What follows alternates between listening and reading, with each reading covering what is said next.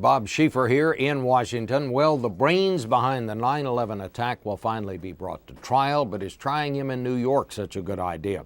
We're going to get perspective from our national security consultant, Juan Zarate. Will the health care reform, even if passed, really mean better health care? We're going to talk to an author who has some controversial ideas about that, and then we'll turn down the heat and have some fun with two of Hollywood's brightest young stars, Claire Danes and Zack Efron. But first to the serious stuff, the decision to try Khalid Sheikh Mohammed in New York.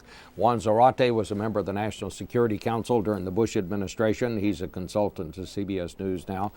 I guess it was inevitable. They were going to finally have to do something about Sheikh Mohammed. Good idea to try him in New York?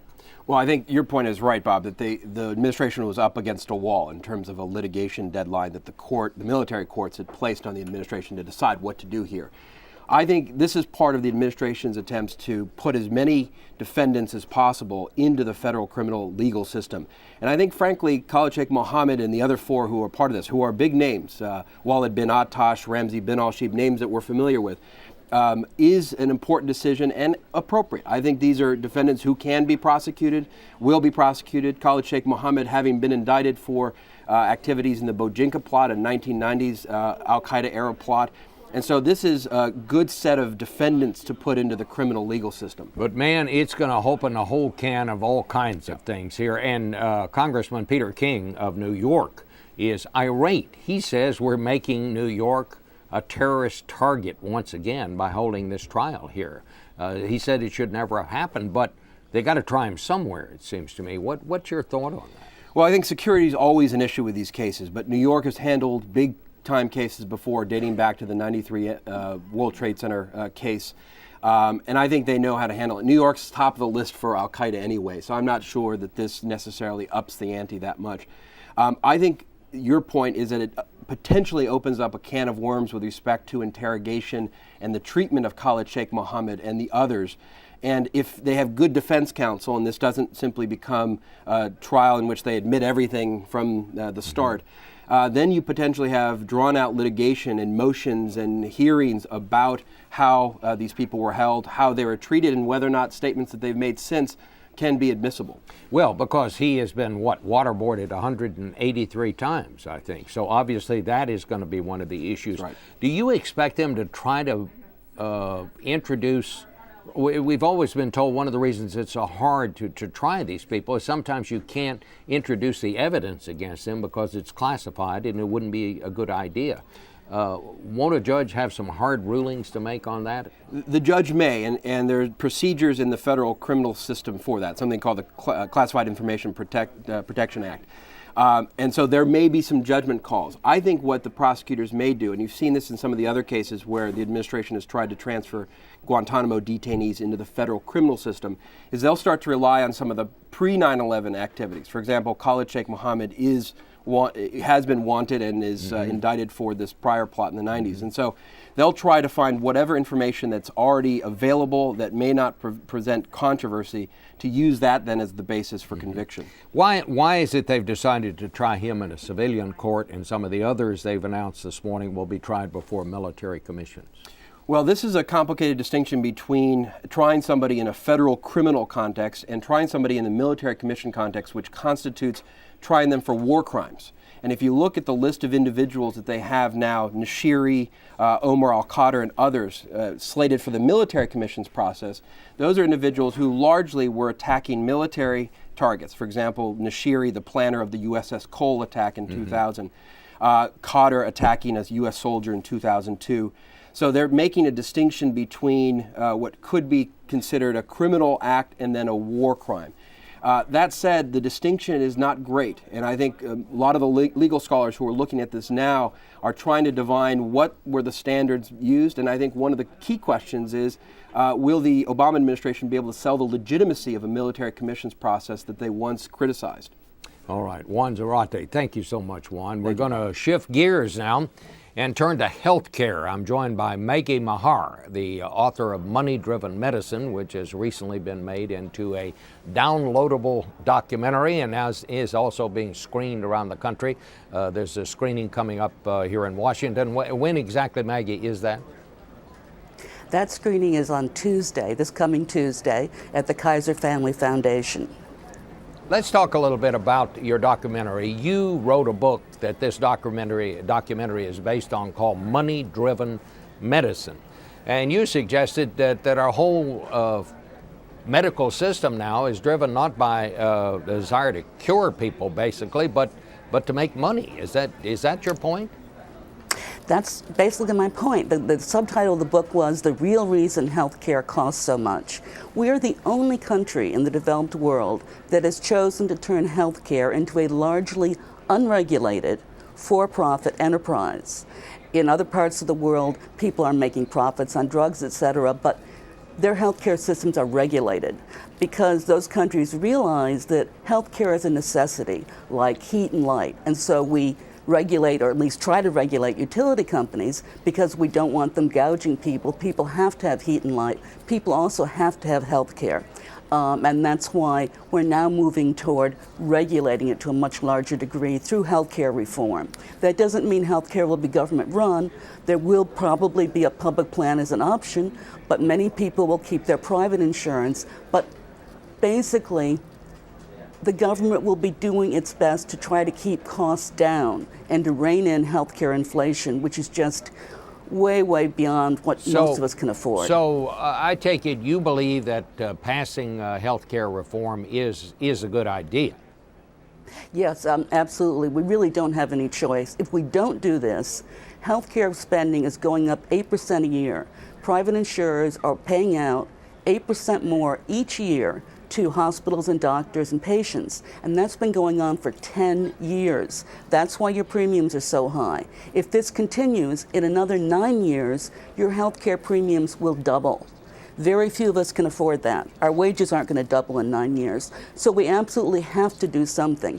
And a part of what this bill is about is reining in that healthcare inflation by eliminating some of the waste in the system. Right now, research suggests that about a third of our healthcare dollars are spent on unnecessary tests, ineffective procedures, overpriced drugs and devices that are often no better than the drugs and devices they're trying to replace. And whenever you're exposed to some healthcare treatment or test that has no benefit for you, then by definition, you're exposed to risk without benefit. So it's not just a matter that we're squandering money, we're also putting people at risk. 100,000 people die every year as a result of complications from surgery. More people die in this country following surgery or as a result of complications than die in traffic accidents. All right. We know I'm that sorry, we do more Maggie. surgeries. Yeah, that's great. I think we take your point. It sounds like you've embarked on a very interesting thing here with this film. Thank you for joining us this morning and adding your voice to the debate over what we ought to do with our healthcare system. Thank you so much. Thank you. And I want you to watch now as I magically change my shirt and tie to interview some of Hollywood's hottest young movie stars. Now it's time for some movie stars. A movie, Me and Orson Welles, is a coming-of-age film surrounding Orson Welles' groundbreaking 1937 stage production of Shakespeare's Julius Caesar. It's a film that explores Welles' journey from his personal shortcomings to his unmatched creative prowess through the eyes of a young man who's trying to make his mark on Broadway. The stars are Mr. High School Musical, Zack Efron, and Claire Danes. They're joining us here in the studio with the director, Richard Linklater. I got to start with you, Zack. I mean, this is a little different kind of deal for you. Yeah, absolutely. As an actor, I'm constantly looking for ways to branch out and try different things, and without it seeming arbitrary or not really being motivated. And this was the perfect project for me. Rick, sort of came and talked to me about this role, and it was everything that I was looking for. Well, I got to say, Rick, I love the plot. I mean, summarize it for us. Oh, it's a great story. A high school kid from New Jersey comes into New York City, loves the theater, and just kind of lucks into a part in Orson Welles. It's the first Mercury Theater production, so it's November 1937, and he just lucks into this small part in this groundbreaking play.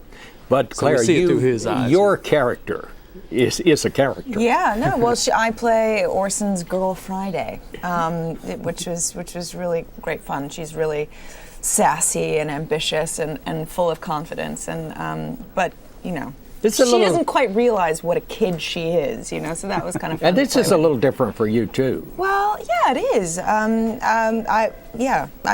But it was great. I mean, it was just a dream to work with Rick, whose work had admired for so many years, and Zack is incredible, which is widely recognized by many people now. But Many of whom are not as tall as this table. but you know, both big and little get why he's great. So no, it was we were in an incredible company, and and we had.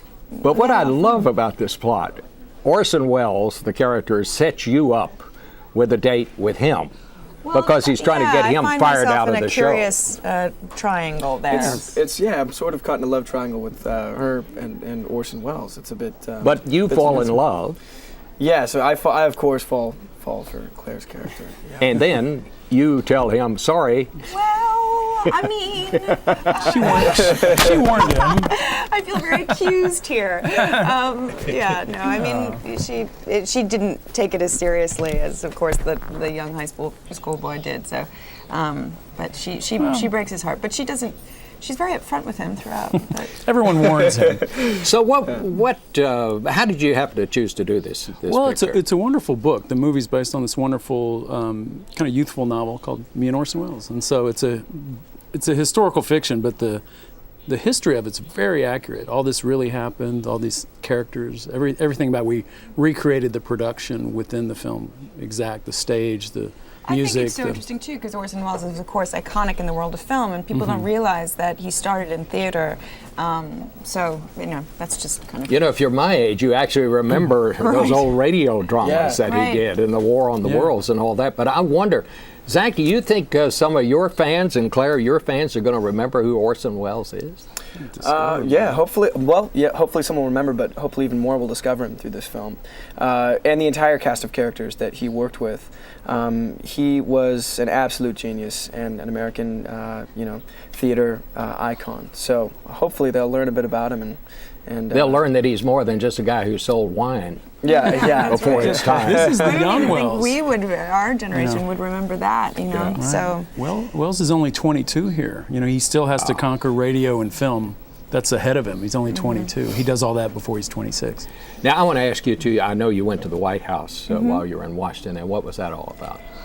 Well, we were talking about our art education in the public school system. There's a group called Americans for the Arts, and we just we're And the basis, I take it is it's got to be more than math and science. We cannot forget music, art.